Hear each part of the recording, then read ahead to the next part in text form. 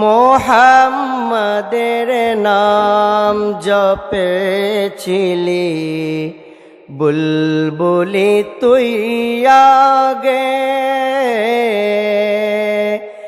তাই কিরে তোর কণ্ঠের সুর এত মধুর লাগে রে পাখি, এত মধুর লাগে।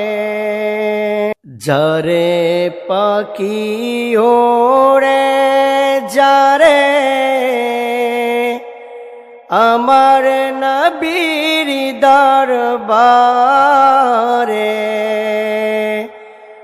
মনের দুঃখ বলবি গিয়ে আমার নবীর রোজাতে।